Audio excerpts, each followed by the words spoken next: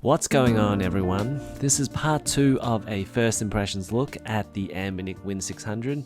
I highly recommend checking the first video, which goes over the handheld itself, the specs and form factor, and some game testing. In this video, I want to talk more about processor performance, using Windows on a handheld, and how PC games translate to a portable experience. It also gives me a chance to test out some more PC games on a handheld and see what this Athlon 3050E is capable of. Before we get into it, if you haven't as yet, click that subscribe button and the notification bell so you can get all my latest videos as soon as they go live. And there's also a Discord link down below if you want to join the Humble Hardware community. Let's talk a bit about the processor performance.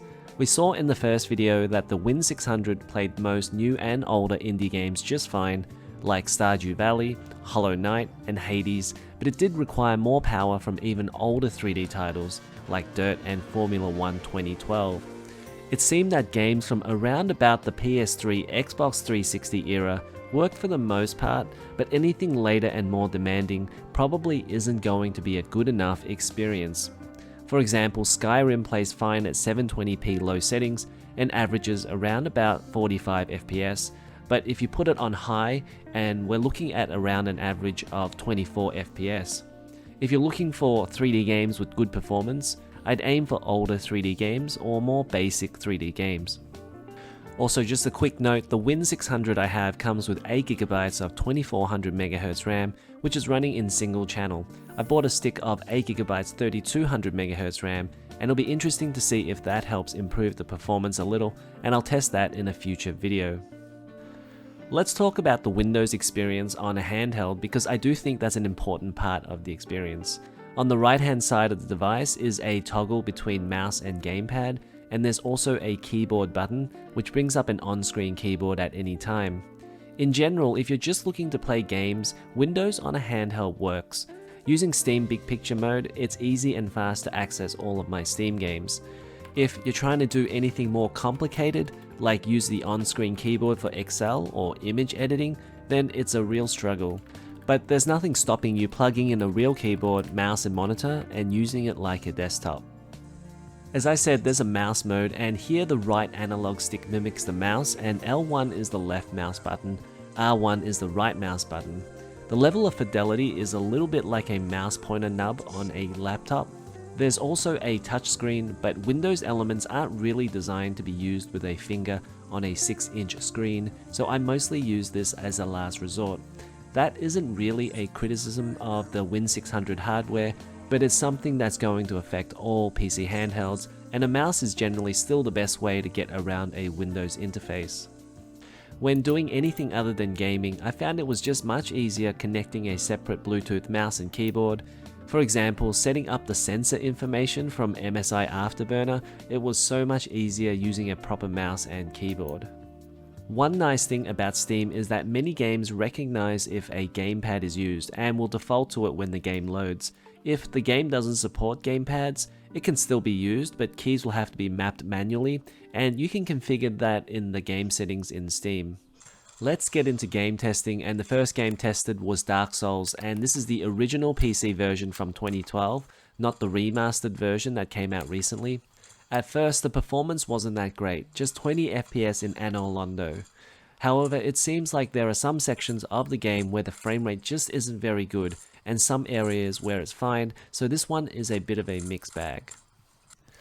Moving on to Day of the Tentacle Remaster, I'm testing this because there's a huge number of point-and-click titles on PC, both new and old.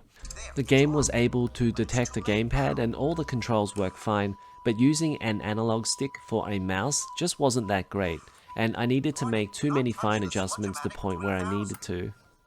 Detention is a horror adventure point and click, and that's well suited for the most part on the Win600. It runs at 60 FPS on 12 watts of power, and it looks really good. It does use the analog stick as a mouse pointer, but other than that, it works really well. Earth Defense Force 4.1 is an interesting title. It's actually a remastered game of Earth Defense Force 2025 on PS3 and Xbox 360.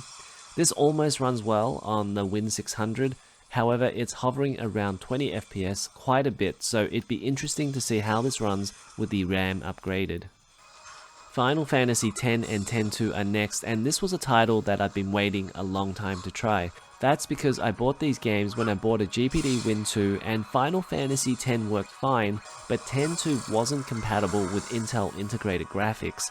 That was a bit of a problem with the GPD Win2 and older integrated graphics because you never knew if a game was supported.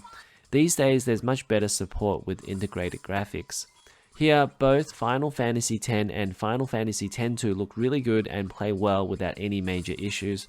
While they are both 30 FPS titles, they run smoothly and are worth playing here. Football Manager Touch 2020 is one of the most popular games on Steam. It's actually well suited to portables and has had PSP, Vita and Switch versions. The game runs well and it plays without any problems. For controls, once again you'll have to use the analog stick as a mouse pointer. There's only 4 text sizes to choose from and the largest text size is still fairly small, but it is legible. Some games aren't optimized for use with a gamepad and the experience can be a bit frustrating. Galgun Double Piece is one of those games. I can get around in mouse mode okay, but when I toggle to gamepad mode, none of the buttons, D-pads or sticks work. The alternative is to manually map keys and mouse buttons in Steam itself, though that doesn't always work, so there's a bit of trial and error. I managed to get into the game and play a couple of minutes just to record it, but I think I still don't have all the controls mapped correctly. Gemini Rue is another point and click, and this one is a retro pixel art style. It doesn't use much power and runs at 60 FPS. I'm also using mouse mode here as gamepad mode is not available. Mini Metro is a strategy puzzle game about designing a metro system. This is a game that requires some quick reflexes towards the end game, so I wondered how that would go with the analog stick controls. After playing this a couple of times, it is tricky to play with the analog stick, so I'll probably stick to playing this on the PC with a mouse. This is Pacman Championship Edition. It's an old one, but this is a great game for the Win600 because it just uses the D-pad. This game doesn't take much power and plays at 60 FPS. The 5-minute timed mode is great for portable gaming. One thing that is missing on recent handhelds is Pro Evolution Soccer or PES. I played quite a bit of the PSP versions and they didn't have very good controls. PES 2016 plays great and feels very much like recent editions of PES. The Win600 is great for 2D platformers, so games like Spelunky are perfectly suited for it. Terraria works fine, but I do think the controls are a little bit cumbersome because the game was made with the PC in mind, so some things like the inventory require a mouse button rather than D-pad. So I think if you're after a portable version of this, the Vita and Switch versions would probably be best. Finally, this is Yomawari Night Alone, a 2D isometric horror adventure game.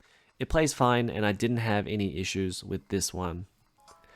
Overall, I hope this video gave you another good look at the Anbernic Win600 to see what the handheld is capable of, and also what the experience is like playing Steam games on a handheld. In general, most games control fine, though some were made with a PC in mind first, not a handheld or a gamepad. However, you can manually remap buttons in Steam, and this should resolve most, not all, of the issues when it comes to usable controls. That's it for this one. In the next video, I'll be upgrading the RAM inside the Win600, so make sure to subscribe if you haven't already, and I'll see you in the next one.